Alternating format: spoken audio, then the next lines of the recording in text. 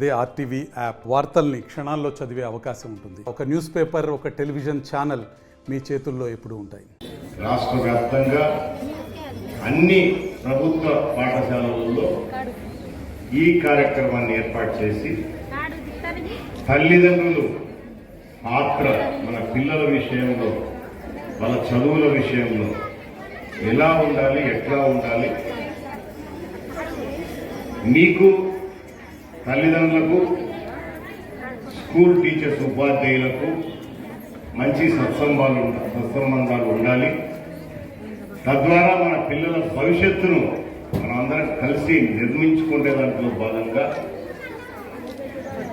ఈ కార్యక్రమాలు ఏర్పాటు చేసి మీ తరఫున మీ తల్లిదండ్రులకు అవగాహన ఉన్న వాళ్ళకు పర్వాలేదు, లేని వాళ్ళకు కొంత అవగాహన చెప్పి మన పిల్లల భవిష్యత్తు రేపు ఎట్లా ఉండాలనే ఆలోచనలో చేసే కార్యక్రమం భాగంగా ఇది ఏర్పాటు చేసి మీకు భవిష్యత్తు అంటే పిల్లలకు మా బాధ్యతగా నేను చెప్పాల్సిన 4 మంచి మాటలు, అలాగే మేము ఈ స్థాయికి రావడానికి గల కారణాలు మీకు కూడా తెలియాల్సిన అవసరం కూడా ఉంది. ముఖ్యంగా తల్లిదండ్రులు గుర్తుపెట్టుకోవాల్సింది, ఇందాక పెద్దలందరూ కూడా మాట్లాడినప్పుడు కూడా చెప్పారు, ఈరోజు ప్రపంచము చాలా మార్పులు జరుగుతూనే ఉంటాయి. ఇంకా కొత్త కొత్త టెక్నాలజీస్ వస్తూ ఉంటాయి. ప్రతిదీ మన ముందే కనిపిస్తూ ఉంటుంది. గతంలో మేము చదువుకున్నప్పుడు కానీ, మాకంటే ముందు చదువుకున్న వాళ్ళకి కానీ, మా స్కూలు, మా ఊరు మహా అంటే ఆ మండలం హెడ్క్వార్టర్ తప్ప వేరేటి తెలిసేటి కాదు. దాన్ని మీ హెచ్ఎం గారు చెప్పిన ఎమ్మెల్యే గారు కూడా ప్రభుత్వ పాఠశాలనే చదువుకొని ఉంటారేమో అని. నేను కూడా అమ్మ ప్రభుత్వ పాఠశాలనే చదువుకున్నాను. అక్కడ అందరూ ప్రభుత్వ పాఠశాలలే, నేనే కాదు, నాకంటే ముందు ఉన్న వాళ్ళు, నా తర్వాత ఉన్న వాళ్ళు చాలామంది ప్రభుత్వ పాఠశాలలు మీలాగానే బ్రహ్మాండంగా చదువుకున్నాం.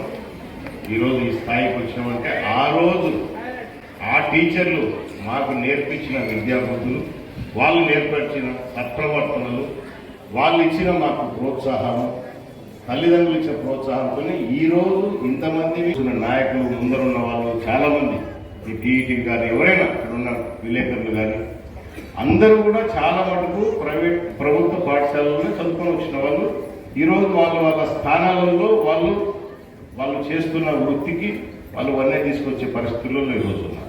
ఒక టీచరు స్కూల్లో క్లాస్ రూమ్లో ఉదయం 8 గంటల నుంచి సాయంత్రం 5 గంటల వరకు దాదాపు 70-80 మంది పిల్లలు మెయింటైన్ చేయాలంటే వాళ్ళకు ఉండే సహనం, ఓర్పు ఎట్లాంటి మీరు అర్థం చేసుకోండి. వాళ్ళకు మన పిల్లల మీద ప్రేమ తప్ప వేరేది ఏముంటుంది? ఎక్కడో ఎవరో తప్పు చేస్తారని చెప్పేసి అందరికీ అది వర్తించడము, మనం వర్తింపు చేయడం కరెక్ట్ కాదు. ఇది ఎప్పుడు పుట్టిందో ఈ భూమి తెలియదు, ఆకాశం ఎప్పుడు పుట్టిందో ఎవరికి తెలియదు. కానీ మొట్టమొదటి కొలిసింది పుట్టింది అమ్మాయి అని చెప్తారు, అమ్మ తర్వాతనే అందరూ ఉంటారు, గుర్తుపెట్టుకోండి. మహిళ లేకుండా ఈ ప్రపంచం లేదు, ఉండదు కూడా. కాబట్టి మీకు అన్ని స్థానాలలో, అన్ని చోట్ల మీకు ప్రథమ స్థానం ఉంది.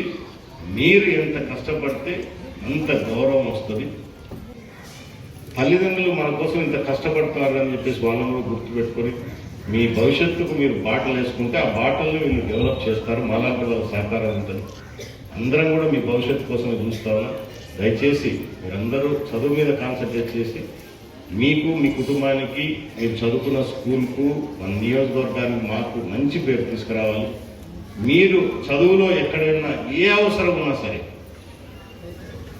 ఒకవేళ మీకు ఆర్థికమైన తల్లిదండ్రులకు కూడా చెప్తా ఉన్నా, మీ పిల్లలు ఎవరు చదువుకుంటున్నామా, మీకు వాళ్ళు ఏదైనా ఉన్నత చదువుకోవాలనుకున్నప్పుడు మీకు ఏదైనా ఆర్థికమైన ఇబ్బందులు ఉంటే నా దగ్గరికి రండి. నేను తప్పకుండా నా వంతు సహకారం చేసి చూస్తా. ఎప్పుడు ఎడ్యుకేషన్ విషయంలో నేను చెప్పను. రెండవది, చంద్రబాబు నాయుడు గారు కూడా చదువు విషయంలో చాలా పర్టికులర్గా ఉంటాడు. గతంలో ఎప్పుడు ఎన్నడూ లేనటువంటి పథకాలు కూడా ప్రవేశపెట్టినాడు. అసలు సామాన్యమైన కుటుంబాలకు విదేశీ విద్యా విధానం పెట్టిందే చంద్రబాబు నాయుడు గారు పోయినసారి. అంటే మామూలు కుటుంబంలో ఉన్న వాళ్ళు మంచిగా చదువుకుంటే వాళ్ళు బయటికి పోలేని పరిస్థితిలో ప్రభుత్వమే డబ్బు కట్టి ఆ యూనివర్సిటీస్కి మిమ్మల్ని చదివిస్తాము. అంత మంచి కార్యక్రమాలు మన ప్రభుత్వంలో ఉన్నాయి. ఇంకా సపోర్టివ్గా ఉంటాం. నేను ఉంటాను, ప్రభుత్వం తరఫున కూడా తీసుకొస్తాం. ఎవరైనా సరే పిల్లలు మీరు చదువుకోవాలనుకున్న చదువుకు నా వంతు సహకారం ఖచ్చితంగా ఉండి తీరుతుంది. మరిన్ని వీడియోస్ కోసం ఛానల్ ని సబ్స్క్రైబ్ చేయండి, లేటెస్ట్ అప్డేట్స్ కోసం వాట్సాప్ ఛానల్ ని ఫాలో చేయండి అండ్ లింక్ డిస్క్రిప్షన్ లో ఉంది.